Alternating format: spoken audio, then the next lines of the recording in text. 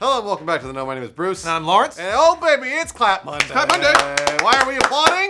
Because the PS4 is back in Pro form. Yeah, well, almost. Starting November 10th, you'll be able to buy the PlayStation 4 all over again, only this time it's upgraded for professional gamers like you and me. And me. And James and Elyse. But is it pro enough? Yeah. Professional gamers such as ourselves demand the fastest RAMs and the True. most pixel-packed chips. We need all those things. We do. Reviews are in for the new console, so let's take a drive down Blog Boulevard and see what the experts have to say. Elyse, what do they got to say? First off, the experts are wondering, can this little guy actually do 4K displays? What? Or to put it another way, how much benefit will you get from a PS4 Pro if you have a 4K TV ready and waiting? Right, yeah. Like some of us pro gamers do.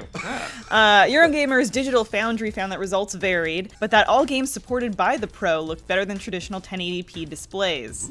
However, they repeatedly called the images quote-unquote soft on a full 4K display, meaning that through techniques like checkerboard rendering, the PS4 Pro isn't yet putting out a full, crisp 4K picture for the pro gamer. What the fuck? Yeah, Xbox wins. Fucking sucks. Or in their words, results may seem a touch soft, but the presentation of, say, Uncharted 4 is still a palpable, worthwhile upgrade over the 1080p seen on base PlayStation 4 hardware. Good use of the word palpable. Palpable. I love it. So that sentiment is echoed by IGN, whose impressions are slightly less analytical, a little more anecdotal. They found that, particularly with Shadow of Mordor, everyone who walked by while I was playing stopped to gawk. And that's with what is now a 3-year-old game. Properly supported, the PS4 Pro can work wonders. All right, well, okay. However, IGN did find that increased resolution sometimes cuts both ways. Deus Ex, quote, seemed to cause deeper frame rate dips than I remember from when I played Mankind Divided on a standard PS4, end quote. Even worse, there is no option to play in a low resolution without forcing it by manually changing the Pro's output back to 1080p in the system menu. Yeah, now that sucks dick. Yeah. You'd think thered be an option to just put it in normal mode. Yeah. Although that impression seemed a little reliant on memory. I don't know. I know that Sony did put out an edict basically saying it has to run exactly the same or better in all circumstances. So I wonder if that was actually... It needs a turbo switch. like it's louder and hotter. Most outlets agree that when a game is properly patched up to PS4 Pro status, the results are immediate and amazing on a 4K display. So that's it, right? Woo! 400 bones on the counter, professional gamer status secured. Here's your card. Right, Don't lose Elyse? that. Right, Elyse? Well, not quite, Oh, my come pro on, gaming Elyse. friend. Elyse, why are you always blocking? We're not all rich Uncle Pixel bags like old Law Dog back there. Some of us are stuck on 1080p TVs. Not me, I didn't write this script. So let's get on the more interesting question. What does the PS4 Pro do for games running at 1080p? Okay. Well, what does it do? Well, that's when the situation gets a little messy. Come on, Elyse. We pay you to bottom line this stuff for us. Oh boy. Hey, we pay you!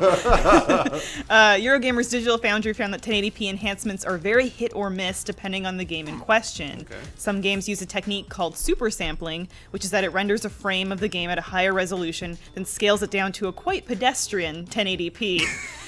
Casual 1080p. This is the opposite of what most games have done for years, which is render it well under 1080p and then scale up. It's kind of similar. If you just resize something in Photoshop, it's always better to go big and then small and small and big. Of course, yeah. So this provides a huge image quality boost to Rise of the Tomb Raider specifically, but again, not every game uses it. Digital Foundry also specifically mentioned that Call of Duty Modern Warfare Remastered stuck closer to its 60 FPS target at 1080p compared to a PS4 Slim. Cool, more frames. And while support varies on a game-by-game basis, Digital Foundry did conclude that, quote, the performance uplift is tangible and worth having. That's just synonym for palpable. Well, yeah, that makes sense though. I It all really makes sense. I really like touching those benefits. Well, you're paying extra for the, the better machine. IGN similarly appreciated performance boost in Rise of the Tomb Raider, claiming, quote, roughly 50 to 100% increase in performance I witnessed in high frame rate modes. That's a lot of performance. End quote. However, they take issue with the inconsistency in performance gains and the options available on a game-by-game basis. Yeah, welcome to PC gaming. Yeah, Holy right. shit. Seriously. So, for example, some games allow you to choose between a higher resolution or a higher frame rate.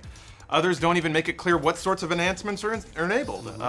By that note, IGN concludes that, quote, the lack of consistency and clarity regarding what enhancements you are getting from game to game, and even from mode to mode, shakes my confidence. All right, whatever, enough rambling, Poindexter. Should I buy it or not, Elyse? Hey, he's the Poindexter. No, just tell me where to throw my money! I got $450 and I hate it! Well, Poindexters, it's not that simple, okay? Come on, Elyse! Well, hang on a fine. second. Consensus across reviews is actually quite varied, meaning you should probably take a second, Poindexters to appraise whether or not a PS4 Pro is right for you. Pay rates just spiraling into the ocean. Well, for example, Engadget advises that most consumers are better off waiting until more games get patched for the new system and until Sony figures out its 4K media strategy shit. I added the shit. That wasn't in the quote. Yeah, CNET is similarly cautious, writing that, quote, only a very limited number of consumers should even consider buying one. Wow. If you already own a PS4, a recommendation is even harder to make. Oh boy. Eurogamer's Digital Foundry is more complimentary, saying that, quote, the fact that a 350-pound, $399 box is capable of even competing with a gaming PC is a remarkable achievement, but that if you don't already own a PlayStation console and you're looking to invest, the Pro is a no-brainer. But if you already own a PS4, the choice of whether to upgrade is a tricky one. GameSpot's recommendation ends up being the cleanest, writing, quote, if you have a 4K HDR TV and are looking to buy the console, I definitely recommend the PS4 Pro. And even if you have a 1080p TV and are looking to buy a PlayStation, I'd still lean more towards the Pro. I think it just kind of makes sense, a little more future-proof. Yeah, sure. And what if you already have one? IGN rounds everything up with a slightly more confusing recommendation, as is this whole episode, saying that, Yeah. quote, the PS4 Pro has the raw power to potentially deliver greatly enhanced graphics, and in time, with more support, it will likely do just that. But right now, it's just too much of a crapshoot.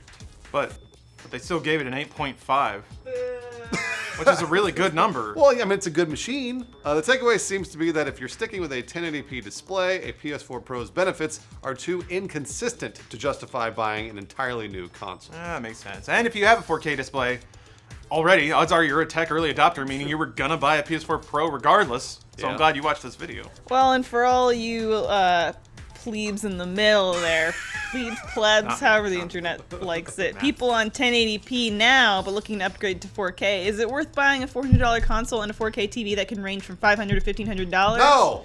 From the sounds of it, yes? No. No. That's a lot of money for a handful of games that really truly take advantage of the PS4 Pro's features. I mean, if you're gonna drop $1,000 on like a game or 3 games, like it seems like Rise of the Tomb Raider, everybody seemed to think that game really nailed up-resing. Sure. Call of Duty's pretty good. Uncharted 4 is kind of good, but not great. Yeah. And most people said like Uncharted 4 was already amazing, so like the improvements are.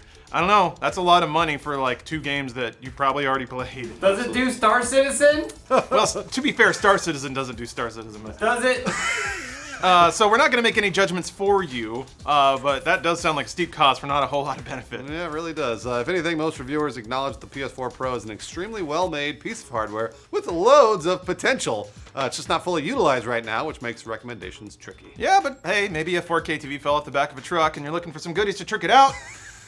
Hey, you should spend your money how you want. It just seems like it's not really, the price isn't quite right now. We're not there yet. Give it a year. I'm sure games will get patched up. But are you getting a PS4 Pro in the comments? Let us know, or just tell us how biased we are against Sony. Whatever's clever. We're not gonna. Xbox wins! Yeah, well- Scorpio for the win! Scorpio sounds really cool though. I had to play Last of Us for the 10th time. Hey, Lawrence, So, are you going to buy the PS4 Pro? I already did. And I'm on my shows, man. Luke Cage, Black Yeah. Mirror. I haven't seen any of that shit. I just played Call of Duty Infinite Warfare. How was it? Okay, Titanfall 2 Yeah. was like a good normal Call of Duty campaign. Infinite Warfare is like the bizarro version of Call of Duty we ended up with. It's not bad. It's stupid as fuck, but it's not bad. Sure.